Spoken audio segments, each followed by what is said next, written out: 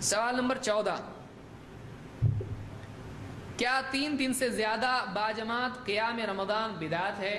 بہت سارے لوگ کہتے ہیں آپ جب بولتے ہو کہ 11 ہی سنت ہے تو 3 رات ہی سنت ہے، تو 3 سے زیادہ کیوں پڑھتے ہیں؟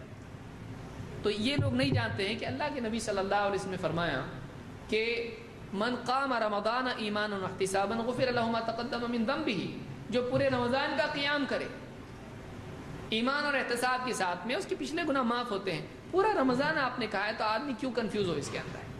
3 رات پھر آپ نے کیوں پڑھائی؟ اللہ کے نبی صلی اللہ علیہ وسلم نے 3 رات قیام کیوں کیا؟ آئیے دیکھتے ہیں۔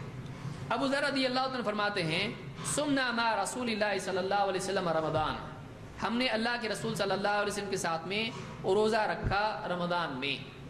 فلم یقم بنا شیئا من الشہر حتی بقی 7، آپ نے ہمارے ساتھ قیام نہیں کیا یہاں تک کہ مہینے کے 7 دن بچ گئے۔ فقام بنا حتی ذهب ثلث اللیل، پھر آپ نے ہمارے ساتھ قیام کیا یہاں تک کہ 1/3 رات گزر گئی۔ فلما كانت السادسة لم يقم بنا، جب 6ٹھی رات تھی یعنی 6 باقی رہ گئی، آپ نے ہمارے ساتھ قیام نہیں کیا۔ فلما كانت الخامسة قام بنا حتى ذهب شطر اللیل، جب 25ویں رات تھی آپ نے ہمارے ساتھ قیام کیا، پچھلی رات کے برابر ہے، یہاں تک کہ آدھی رات گزر گئی۔ فقلت یا رسول اللہ لو نفلتنا قیام هذه اللیلہ، میں نے آپ سے کہا اے اللہ کے رسول آپ ہم کو پوری رات ہی پڑھاتے تو کتنا اچھا ہوتا ہے۔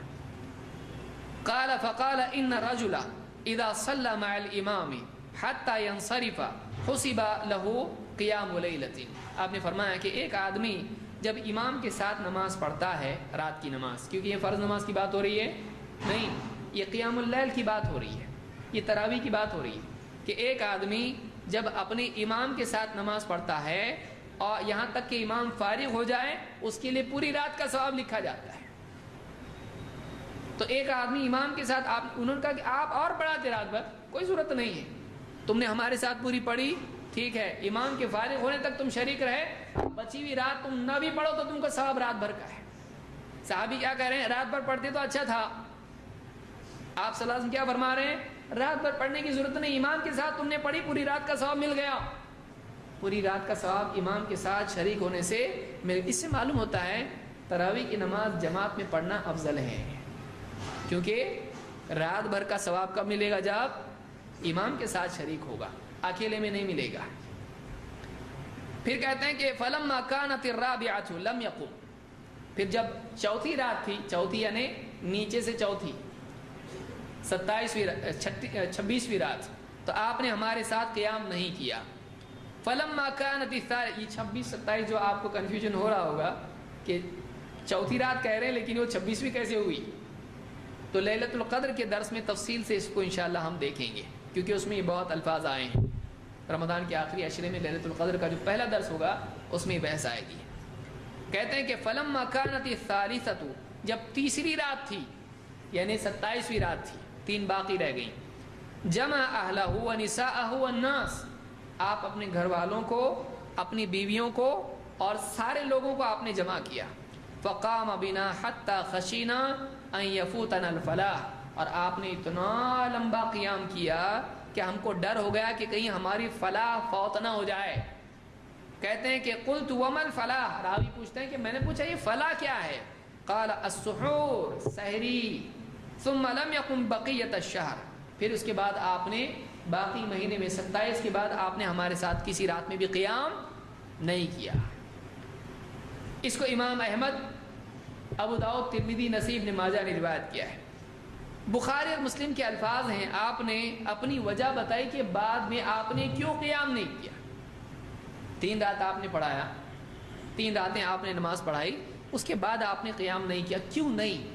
آپ نے فرمایا، صحابی حضرت عائشہ کی روایت میں فرماتی ہیں فلما اصبح، جب صبح ہوئی 3ری رات کے بعد، پھر اس کے بعد آپ نہیں نکلے اور پھر صبح ہوئی تو آپ نے فرمایا قد رأیت الذی صنعتم، رات میں جو تم جمع ہو گئے تھے نماز کے لیے اور چاہ رہے تھے کہ میں آؤں، اور یہاں تک کہ بعض نے آواز بھی دی، تو میں جانتا تھا رات میں تم کیا کر رہے تھے، مجھے معلوم تھا تم جمع تھے۔